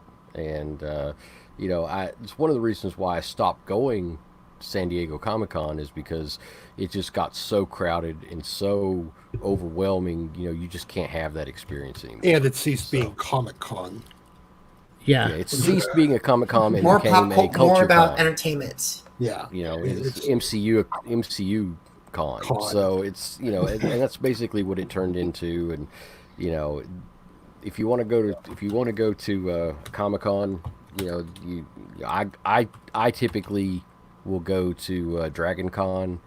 I'll go to one of the more regional, because they're much more personal, and you can. If I can go to Music City Con, and like Steranko was there last time. I love Steranko. Every chance I get, I'll go visit him because he's just the best. But Jim is quite possibly the most awesome person I've ever met in my entire life. He is. Yeah, he is. And now it's so cool because he meets all these people, but he recognizes me now. And it's like, you got a stack of books for me? Because I bring my books in for him to sign and stuff like that. You got another stack for me? That's the same with me and Scott Snyder, literally, because every time I'm going to New York Comic Con, Scott and I instantly have that repertoire, and same with Greg Capullo as well. And I still remember going to Planet Comic Con when I'm back in my hometown of Kansas City and having that memory. And yes, I paid a king's ransom for Stan Lee, but there's no way I was not going to take that opportunity to meet one of the greatest pop culture minds and the man who probably influenced the entire comic book industry. One of the men. Well, now the one thing. Okay, let's break down really though what we're missing from Comic Cons. Mm-hmm. You have the celebrity side, the creator side, the advertising side for projects and whatnot, and the actually buying comics side. Yeah, exactly. Now, all right, from the comic buying perspective, most of the stores you can still contact. I would highly recommend a lot of the. I don't know about some of the bigger vendors that do a lot of traveling. That jump from show to show to show, like Greg Reese and some of those other big vendors. But if they're not utilizing online marketing right now and sales, they're fools. But then the celebrities, look, they already have that stuff where you could, as Seek said, you can donate to a charity of their choosing, and get a Zoom call with them. The advertising, honestly, I don't really care about that. They can do it online for way cheaper. They could just throw their trailers online. It's no big deal. Yeah. I guess right now about the only thing that I would actually really pay for is to meet the older creators, to meet the classic creators in person, and to get signatures. And that's that's the one thing that's very hard to replicate. Right. And the thing is, most of the point of that is to actually meet them. So meeting them over Skype, meeting them over, it's basically no different than a Twitter interaction with them. Well, yeah, but for like a younger generation, like I get it, because a lot of interaction is done online now for them. Like I'm kind of old school too. I like, even though I'm an introvert and I stay inside most of the time, I do like putting in the effort to go out and meet someone I'm a fan of and shake their hand. Absolutely, I'm like that. But at the same time, I could see someone younger going, wow, I can talk to Stephen Amell for 30 minutes if I donate, if I pay for like a $200 ticket, and that $200 ticket gets me a signed picture of him or something, or a signed Arrow comic. It'll get shipped to me, and I get to spend 30 minutes online with them, and I can record that conversation and maybe put it on my YouTube or my Snapchat in like segments or something. I could see people seeing, incredible. I could see people being inventive with it and being and interactive with it. But you're right, I feel like the ultimate experience is that you get that personal time, and that's what you're paying $200 for. So it would be hard to justify like a big price point on something that's just like a quick 10-minute online conversation. Well, no, but I'm trying to stay away from the actors and celebrities side of it, because that already exists. We can already do that. Sure, absolutely. But the one thing that we can't really replicate, though, is the actual creator side. We can't because most of them are not very well known. They're not going to command large amounts, and part of the appeal is standing there watching them draw. And that's where I think a lot of them really need to develop a Instagram Live or YouTube channel audience. Do some live draw streams where because then they essentially can get tipped. Absolutely. And I was thinking about, like, we all noticed that Jim Lee has been one of the people like that has been doing a lot of his charity draws. I can just imagine seeing like how if he does it live and actually with the tip jar that goes to them. For $100, you can get him to remark like one of the books that he's published before, and you pay $100 and he does a sketch right there on the cover of your comic, and he talks to you for like 5 minutes while he does it. It's like you can't beat that for $100. No, holy crap, that's like an amazing thing. Because you really can't, and you really can't replicate that without being in person. Like we talked about Steranka before. Yeah. The man in person is the most charismatic human I have ever been around. Oh yeah, he is. Yeah, he is. If you pay your money, you get your money's worth, because when you go up there, and it's kind of a pain in the ass too, because you got all the other people behind you, but he's going to spend 10 minutes with 30. Every single person or more. Oh yeah, and we did a signing with him locally last year, and I'm pretty sure I stood in that line for 3 hours, and there was 15 people in front of me. What's amazing about it is you get to hear he's talking to those other people, and his stories are so awesome that you don't mind standing there waiting, because you're like, I get to ask my question later, but I'm enjoying what he's talking to this other person, and he's sharing the story. And it's like, good at, I don't care. Yeah, he's really good at entertaining the line. I think some of the creators have that art where they're talking to you, you feel like you're getting a personal experience, but they're talking loud enough and they're talking about a general enough topic that everybody still gets to be entertained. It manages the cue well. Yeah, he's a tiny little man, but he's so powerful and animated Yes. talking. He's just and he has the firmest handshake on the planet, and you Yes. can't replicate that. I mean, I'm like, how is this like 85-year-old man crushing my hand? yeah. He's got a grip. He's got a grip. It's impressive. And, like, he's not even trying. He's just like, Yeah. hey, man, put her there. Yeah, it's like someone mentioned James Obar earlier. He's one of those guys that I've visited so many times at conventions since like 2002 that he will recognize me now. And I'm a huge fan of The Crow. But I see like, yeah, if James was like, hey, I'm going to do during the week of Comic-Con, me and a bunch of other creators are going to create a YouTube channel and we're going to do a live stream and we can talk to you guys, or we're going to create like a Twitch channel somewhere where you can donate something, right off the bat. Like we're going to do something like that and you can just hang out and watch us draw, and occasionally I'll lift my head up and answer some questions. Yeah, like one of my favorite books I've got is a Crow #1 that's sketched and signed by James O'Barr. yeah, And, he's that was just an awesome experience. That was pretty cool. He's a nice guy. the first time I met him, I actually got emotional because I'm like, I know how hard this must be to keep promoting this book after all these years with so many bad memories kind of attached to it. And of course, I try to word it in a better way than that. I'm kind of paraphrasing right now, but he actually looked at me and said, hey, I appreciate that you even acknowledge that. He goes, what's your name? And he drew a sketch and didn't charge me for it. And he's just the nicest guy in the world. And ever since then, I've been one of his most loyal fans. I gotta say, with one of my, I found Ever Todd said, he talked about Denny O'Neil. I remember meeting someone going back, one of the very first Comic Cons I visually remember is had the opportunity to talk to Denny O'Neil and Julia Schwartz. And that made my, I was still young back then getting into Batman, but seeing the men that helped elevate Batman in the comics in the 70s and 80s and early 90s. It was just incredible to watch, and I still have those memories. Right. And it's all about another person I want to bring up is a friend of mine, Rick Stacy, who is a DC independent writer, but also every time he's been like an older brother figure to me, and those can happen with those creators. Yeah, there are some really good interactions that people have, and I think somebody mentioned it in the chat, and it's true. I understand that people have had some negative interactions with creators online, and you see Twitter, and you get this kind of people being obnoxious and other things.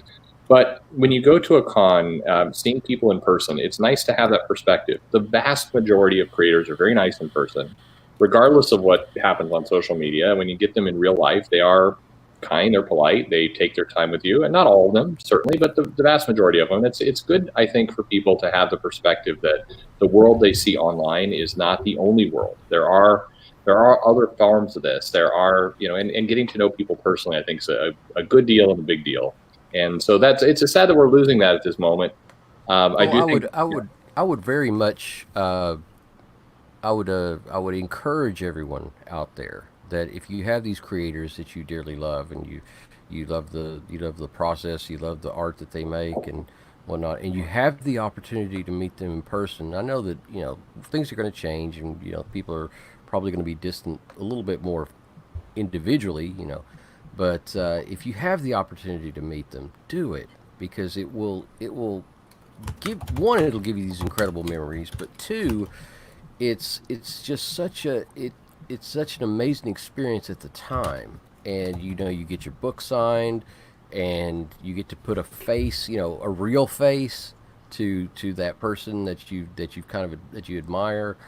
And it may cost a little bit of money, but it's worth it. And there's really so few hobbies out there that allow you these opportunities to be so close to the people that make the products that you love. And if you get that opportunity, though, do it, because you will never regret it. Never. Agreed. This is definitely. Oh, sorry. Go ahead. No. I definitely think I definitely think having those experiences. Bottom line is this: there are experiences that we're never going to forget as fans. We're going to go take this to our grave with these memories. It is just the most important thing about being in a con. And no matter if you're waiting in line and having those, whether it's 2 minutes or 10 minutes or even almost 30 minutes if we're lucky, those memories are critical, for fans to have. And it's just sad and disappointing that thanks to the coronavirus, we're going to have to find a way how to modernize the cons now. Oh, I think that I don't think it's going to be that bad for long. I Well, honestly think things are going to change, but I'd say by 2022, 2023, we're going to think of the coronavirus. Oh, that was a really bad time, and we'll kind of probably never be as close as we were, maybe, but I think it'll be more normalized within a couple of years. So I don't think it's going to be that long. Things will definitely change, but I think you both bring up a good topic to segue to, and hopefully we get Wes back in here soon. But conventions have been the same way they've been the same way they've been for quite some time. This hall of lots of people coming in. If you've been to a convention, we talked a lot about the positives. The negatives are you're in a giant crowd. It's exhausting if you're there. The smells at times. There are negatives to having a mass amount of people come into one place. And something that people have been talking about for a long time, and you see some of this in Japan play out, the conventions have needed to kind of go to this next step. And right now we're seeing a lot of these, like we mentioned, Zoom calls and other pieces. That's a stopgap. It's hard for me to believe that's where things are going. That's not the same experience at all. But there is a significant need for comics and conventions in particular to change, to level up, to maybe move back to something smaller, more personal. I don't know. I was curious if anybody had any ideas about where conventions go from here, because I think the old world of San Diego Comic-Con, before all this, people were irritated by it, about the crowds and the pricing, and you have to, it was not great in how it was set up. So where do conventions go from here? Well, I mean, personally, I don't do big conventions anymore. I don't go to them. Like any of the Wizard Worlds, any of the Reed Pop events, I don't do them. I will go to small local shows because I'm primarily there for comics. Yeah, regional shows for me are where it's at. Those big conventions are just too much. Yeah, like I have agents. I'll like send employee or somebody to San Diego Comic-Con or something like that, and say, okay, go get the con exclusives, go get the packet for us and everything, and we're going to pay your way and do whatever you want to do there. Just bring back the stuff, and that always seems to work for me because I have no interest in it anymore. Yeah, on a personal level, I don't do the big shows. You get the smaller shows tend to be much more comic focused. Last year or the last couple of years, Top Cow has had a booth. They're I don't know if they're sponsoring, but one of the local shows in Pittsburgh, Three Rivers Con, it's an almost exclusively comic based show. And I love those things. I think you may end up seeing more of those spring up, the ones that'll, they might only have 40 or 50, instead of taking an entire convention hall and getting massive amounts of people through the door, doing it in a smaller, like the size of the first floor of a Macy's, instead of the David Lawrence Convention Center, or the Staples Center. I think, it's hard to predict, but what I do hope is that the one thing convention organizers and people that put these shows on, that they learn from this is what I hope everyone learns from this about their business, which is spend this time to look at the things that weren't working and find better ways to execute them in the future. I think everyone just kind of goes year to year, all right, we did it last year. We can, we don't have a lot of time. Next year's right around the corner. Let's just go. And there's not a lot of time to plan and really dissect and look at what isn't working. And I hope now that everyone has that time, they just use that to make future shows, as streamlined, as more streamlined as they can. Something like San Diego is so out of control, I think, at this point, that they're just going to keep doing what they do and just hope for the best. But yeah, I hope other shows and smaller shows, like you said, kind of find a stronger structure and kind of have a better focus. Well, Yeah. I want don't- to. We're sorry to jump in, Let's interrupt everybody. you. Yeah. hold on. I just found out from Kenneth Dowling that just gave $5. So thank you so much for supporting Wes. He said that with the news of San Diego Comic-Con being canceled, is it safe to assume that New York Comic-Con will be next? Yeah. I think every big con's going to be canceled this year. Absolutely. Yeah, I think this is the big conventions, the big stadium shows. This isn't going to return this year like this, with the traffic coming in and out. I mean, the people and the focus on a lot of kind of getting the country back is going to be how do we get sporting events back and going. That tends to be a transit in, sit, transit out. These ideas of these, they're already the term that gets thrown out. These super spreader shows where people are going to come in and move all around, and you're going to have this kind of interaction. Those are going to take a long time to get back up and moving. I think certainly until there's a vaccine. Yeah, it'll be a while because you have, especially with a lot of the older creators like Steranko and whatnot. God, if he got sick, I would lose my mind. It's just anything that would risk that man's life or Protect risk the Jim. life of, Yes. Protect everyone. Claremont, Creators. protect their international treasures. And, there's no Fuck way. doing it for mom. Fuck doing it for grandpa. Do it for Jim. Yeah. Do it for Chris. Do it for Claremont. Yeah. Do it for these. No, Do it for Simonsons. Yes, exactly. Yes. I think that the problem that we face with conventions, and it's a business model problem, is that these smaller shows do seem more appealing. It is getting more that is what a lot of fans like. Unfortunately, the business is not behind it. The money is not there to actually do what I think a lot of people want to do and get the creators in that need to get in. So there's some creative thinking that needs to be done here to make it all work out. But Jake, I think you are needing to bow out here pretty soon. It sounds like. Yes, it does, guys. Yes, it does. I have a commitment I have to get ready for. Okay. Understood. And I just want to say this has been incredible. And guys, you can catch me on my blog. It's called jakes-shake.com. And also the podcast is called the Jake's Take with Jacob Elliott podcast. Thank you guys so much for having me. And Wes, if you're listening, thank you so much. I would love to do this again. Hey, you all are incredible people. Jacob, thanks. before you dip out, do you have any comic recommendations? That's one of the things we all do. Alrighty, so my comic recommendation is this. I love Peter Tomasi's Detective Comics run. It's one of my favorite runs. Grant Morrison's been killing it on the Green Lantern.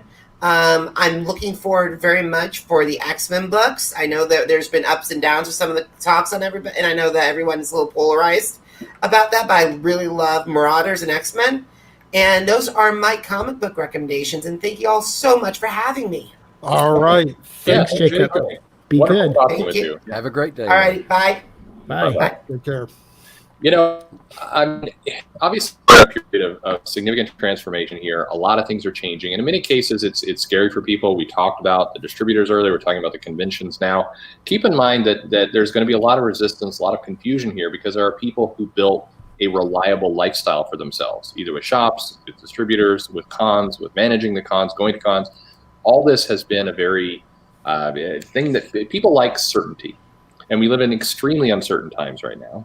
And these changes are going to be frightening, and they're also going to create a pretty negative reaction to people. That's something we're all just going to have to balance and figure out, because whether you like it or not, change becomes inevitable. Whether you're a father for the first time, watching your kid take the first steps, like Wes here, the life keeps moving on, and so a lot of what we're talking about here is just how do we adapt to that. Was there a topic that Wes still There wanted us to there cover? is. So we wanted to get to that. So in the spirit of people trying to do things, and I want to say on the offset, anyone trying to help out the comic shop, help this ecosystem, whether it succeeds or fails, the attempts are always appreciated. Like we talked about, I think last week. So there's a hashtag Comics for Creators that's going out, and it's put simply, it's an auction. A lot of creators, but pretty much anyone, others can get in on it, are able to put up some comics, some drawings, maybe time on Zoom, whatever it happens to be, and they are they're auctioning it off with the idea that it's going to this fund or this charity that supports small bookstores. So I wanted to, Wes wanted to bring this up. What does everybody think about that? The process, the company, any thoughts? I think that it's good that they're doing it, but there's a little bit of the arsonist that comes by to put out the fire afterwards element to it as well. So anything that helps is good, but I mean, you put out the fire, great, but you also kind of started some of it. I think. Go ahead. Sorry. No, please go ahead. Actually, no. I was just going to say. I think it's not. There's maybe two different topics. I think that creators are looking for ways to kind of help support the ecosystem, maybe out of self-interest, maybe out of general love. Hopefully, and I would think most out of general love for the business they're in. And I think this is one way they've decided to do it. But there has been a lot of kind of different opinions on this. There's been some people who've been very negative against it. There's some people who have questioned the entity, the charity that's going to distribute the money. What are some thoughts on that? Yeah, I think that there's some of the creators out there that I don't think are entering this with in good faith, and they've been very caustic and they've been very destructive towards comics in general, and now they want to step forward and say that we want to do these good things for the comic community, but it's at a time and in a method where it's primarily going to benefit them. So it's like, okay, all right, that's great. Thanks. I'm not trying to get so. I have to push back on that point. I think these are two separate things. I'm not. Is the benefit to them just goodwill? Is that what you're saying, or protecting the ecosystem, or what? In what way is this kind of self-serving? Well, it protects them from it lets them look good. It lets them look like the hero, so that they keep a job, even though they're the ones that kind of helped put the comic industry in the situation where it only had a couple of weeks of reserve. Okay, so that they'll still keep a job afterwards, because it would look bad to the publishers to not hire the people that were helping to save the industry. So the point here is that it's some self-promotion, if you will. Yeah, it's self-promotion and self-protection. Now, go ahead, please. You need to get a word in here. That's okay. No, I actually agree with all of your points to a certain extent. I do feel like there's maybe a little bit of self-serving here, but at the same time, and I can't comment too much on the organization because I haven't had time to do a lot of research on them since I got this news yesterday. So I don't know too much about them, but let's assume that all is on the up and up and this money will get to bookstores and help people out. I'm willing to kind of overlook some people doing this for a selfish reason to some level if it does actual good. I'm willing to do that just a little bit this once. Maybe it's because I care about books and comics so much. It's like, all right, like someone who will go out and attack people online. It's like, hey, if that's what you're going to do on a daily basis, and then now that things are hurting, you want to do some good. I don't know. I'm kind of an optimist. I like to believe that people can change. I feel like some of these people though are not changing, and that you're right that maybe some of it's self-serving, but I feel like maybe still some good could come out of it. And I feel like that's ultimately what I care about, is that some good comes out of it. Yeah, I think, I look at it this way. Maybe it's more of a pragmatic take on it. I think that whether it's self-serving or not, if you're a comic shop, if you're somebody who's hurting for cash and you're able to get some relief fund, that's a positive for you. I think that's maybe more immediate need for the industry. The other stuff is, I guess there's more things to get frustrated about. But the group, so there's kind of two parts to this. And we want to get to Bink BNC, who actually does this in a second, because that's all kind of a different ball of wax, and there's some pieces there. But in terms of the actual effort, I hear what you guys are saying around it's, there's perhaps some people who've been very aggressive toward fans, been very negative, said bad things, blocked people, etc., that now are turning around and saying, okay, well, now we want to help the comic shop. It does feel kind of head spinning in terms of how it goes. But at the same time, if money is being collected, money is going to help the industry. I mean, it's not going into the pockets of the creators. They are doing something charitable. Right. Feels like that charity is positive. Well, there's also some torsion going on with oh, I'm going to help, but if that other person is involved with this, I'm not going to do it. You Well, know, and I'm already seeing some of that going on. And it's And like, that's a oh, but personal they're on the choice, wrong side right? of they're on the wrong side of the fence on this, and I don't want to. I But don't that's, want to have to work with that. I think that's a personal choice we afford everybody, isn't it? Well, I think the one thing that I'm most entertained by on this is that they're all about 5 seconds from a realization that the customer is actually the reader, but none of them are willing to make that connection Yeah. because suddenly we're the ones that need to support the comic shop. Yeah, I mean, there's so many facets to this. I think, you know, I think there's a lot of different angles to it. We could spend another hour talking about it. I think one question in all this that I would have at least is, okay, so if you're going to collect money, do these kinds of things, get drawings and sketches out, etc., and raise some money for an industry that desperately needs it, it does.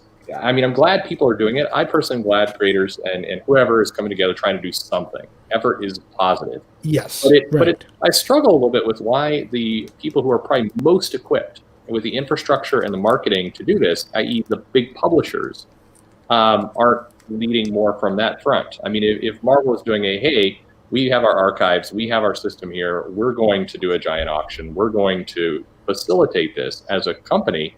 I mean, they've got the people, the means, the reach to do that. It does seem a little odd. I mean, look, again, glad the creators are doing it. Great. Right. But why do that? Why is it that it seems time and time again that when these things happen, the creators are the ones that have to go and market and do this stuff? Obviously, they should do it for their own careers.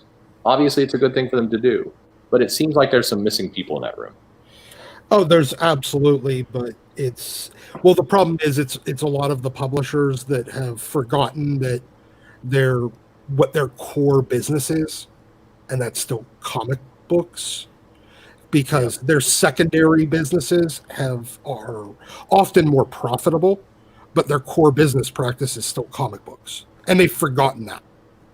Well, and somebody brings up in the chat, you know, using Twitter for auctions in a charity organization seems inefficient. It is. If you are a creator, that's probably your means. But if you're a company with the resources of other pieces, you do have other means. But again, this seems backwards.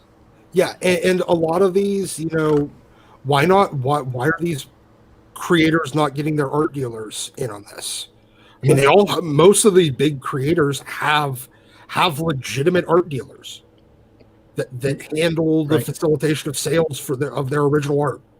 Why are they not getting them involved to auction this stuff? Yeah, I don't know. Absolutely. You're right. There are people missing from this equation that could, like you said, do more at a faster rate and a more efficient rate. And that's the only troubling thing of this. I do appreciate the effort, though, and even though, you know, and I'm not one of those people, like if someone blocks me on Twitter or something, like I actually don't give a crap. Like I'm like, all right, whatever, good. I just won't see them in my feed or something.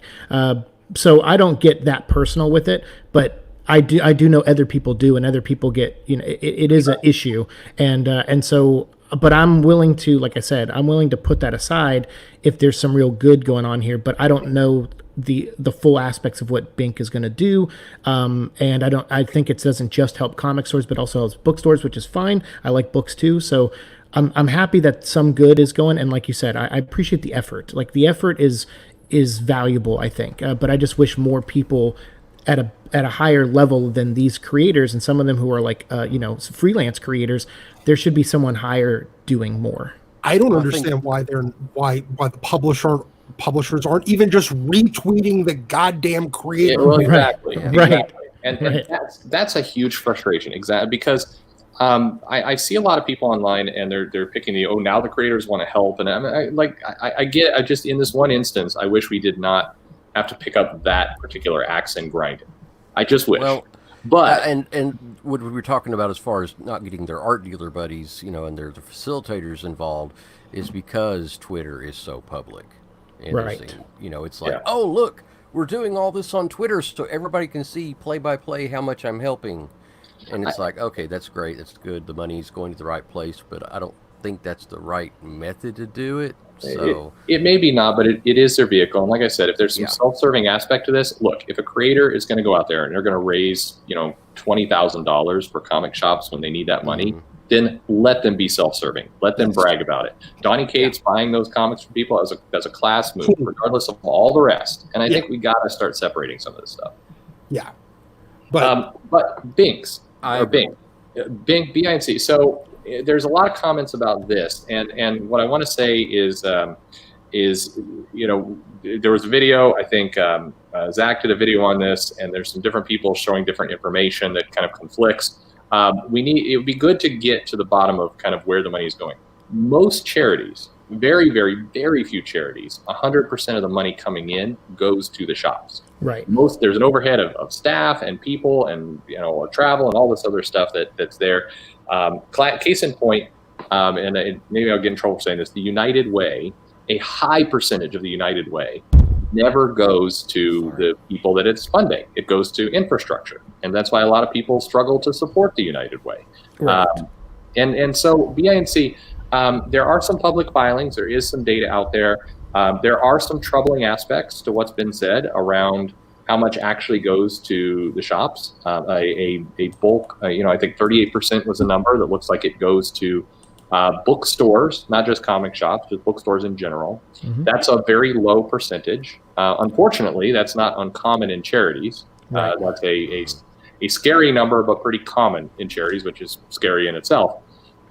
However, there are some, before we take this number as gospel, things do change versus different events. I know that there's been some trimming. We don't know that these are exactly the numbers that are for sure in this particular case, but it would be something to get to the bottom of. And my recommendation to everybody is, if you have a comic shop you want to fund, it's your local comic shop, you like it, just call them and order back issues.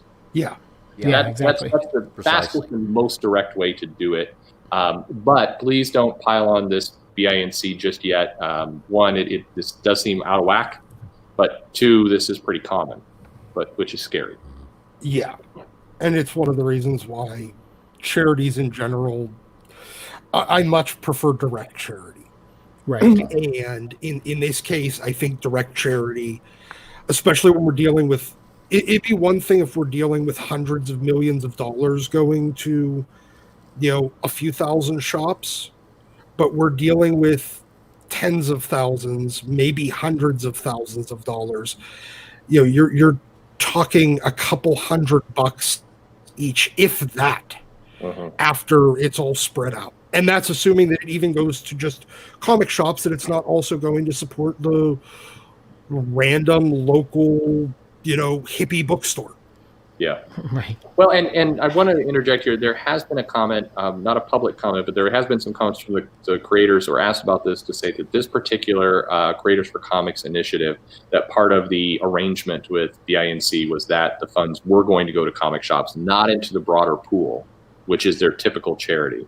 But nothing official has been said, but this has been asked, and that answer has come out a few times. And then that would be also not uncommon. Many group charities that are umbrella charities for specific campaigns, will direct the money to specific places. That's not uncommon, and I think that's something that remains to be seen. Exactly what plays out there, my concern with it is more how much of the percentage is actually getting to shops. Yeah, we do a lot of nonprofit work.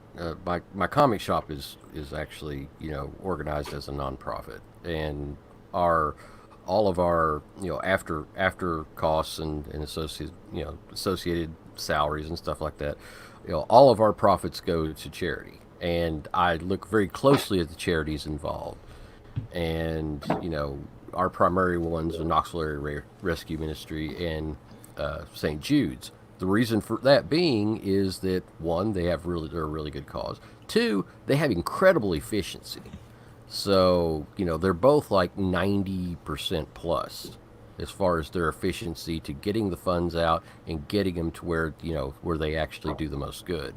So it's if it was me personally and I was going to be looking at a charity with which we were going to be funding them, and I saw 38%, I'd pass hard. But it's is a little better than nothing. Yeah, a little better is better than nothing. I just think that it's still a very I'd really need to look at their books and see why is it 62% go towards administration. So And again, So, guys, we are running against the time. Perch, Yeah. I'll give you the last word, and then we're going to wrap this up.